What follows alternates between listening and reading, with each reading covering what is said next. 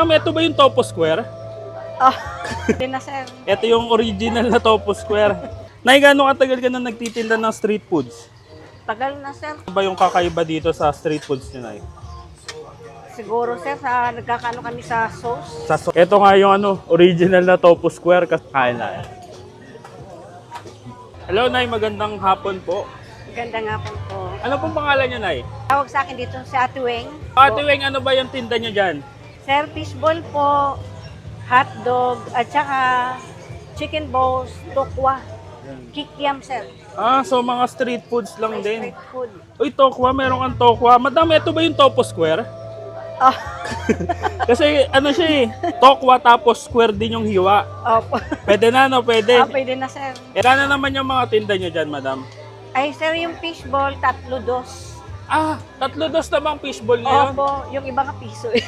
Kasi ang inabutan ko atang fishball yung piso 2. Oo. Opo. Hotdog, Nay, magkano? 3 piso bawat isa. Pag minix mo sila, 7.20 po.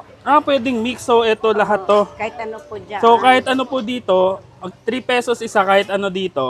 Pero pag minix nyo, kahit ano lang din, 7 pieces po, 7 pieces, 20 pesos. 20 pesos. So, nakadipid ako ng piso. Piso lang. Nay, gaano katagal ka na nagtitinda ng street foods? Tagal na sir, 2009 pa. Sobrang tagal na pala talaga. Kaya nagtitinda na yun ng Dati sir, diyan kami sa gilid ng complex. Okay. Tapos ngayon, nung pinagbawalan na doon, Opo, dito na rin dito kayo na lumipat sa junction, no? Junction. Anong oras kayo nagtitinda, Nay? Ay, sir, ano po, 1 o'clock 1 o'clock hanggang 9 o'clock. hanggang 9. Nay, sa dinami-dami ng Nay, nagtitinda ng street foods, ano ba yung kakaiba dito sa street foods niyo, Nay?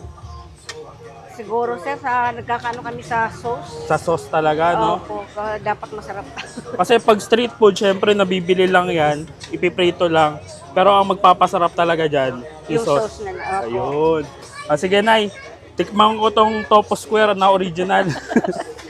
At saka yung ito mix na lang. Sir. Oo. So mga box, another street food na naman tayo dito sa Imus, Cavite. At ito yung na-discover ko dito.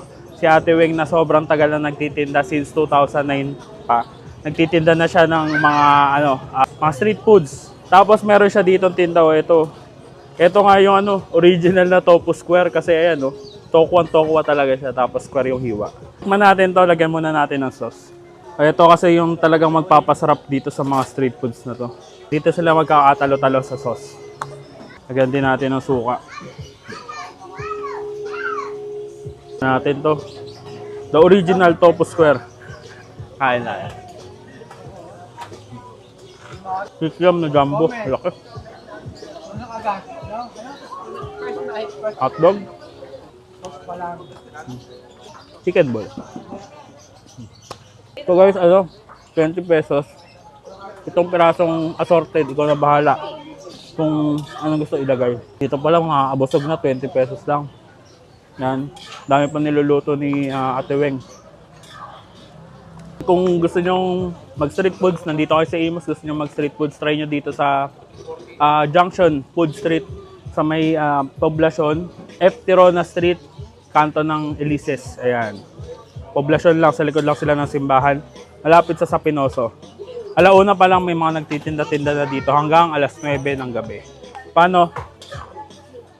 Magpo-food trip muna ako at uubusin ko muna to. Kita-kit sa susunod kong dadayuhin kung saan may masarap, mura at kakaibang kainan. And don't forget to eat, ride and grind. Let's go.